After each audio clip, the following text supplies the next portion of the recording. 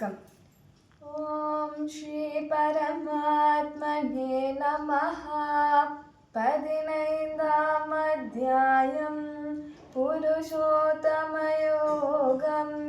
ஸ்ரீ பகவான் உரைத்தார், மேலே வேர்கள் கீழே கிளைகள், வேத மந்திரங்களே இலைகள், அரசமரம் அழியாதென்பர், இதை அறிபவனே வேதியன். அதன் கிளைகள் மேலும் கீழுமாய் படர்ந்து புலப்பொருட்கள் எனும் தளிர்கள் விட்டு, குணங்களால் செழித்து செயல்களெனும் வேர்கள் பூவுலகில் கீழாய் பரவியுள்ளன.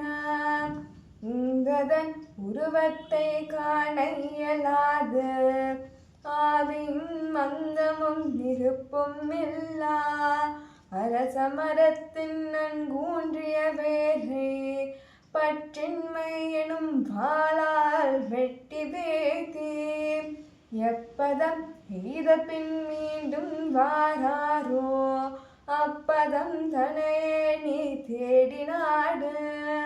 யாரிடமிருந்து இவ்வுலகம் தோன்றியதோ அந்த ஆதி புருஷனை சரணடைகின்றேன். பற்றெனும் மாசு நீங்கி மயக்கமில்லா ஆசைகள் நீங்கி தன்னில் நிலை பெற்றேன். இன்ப துன்ப இருமைகளில் விடுபட்ட ஞானியர் அழியாபதம் அடைகின்றனர். 4ஆம் பாடலின் பொருள். பற்றின்மை எனும் வாளால் சம்சாரத்தை வெட்டிய பிறகு எந்த இறைவனால் இந்த உலகம் தோற்றுவிக்கப்பட்டதோ அந்த இறைவனை நாடி சரணடைய வேண்டும். இறைவனை அடைந்தவர்கள் மீண்டும் பிறப்பு எடுப்பதில்லை. நன்றி, வணக்கம்.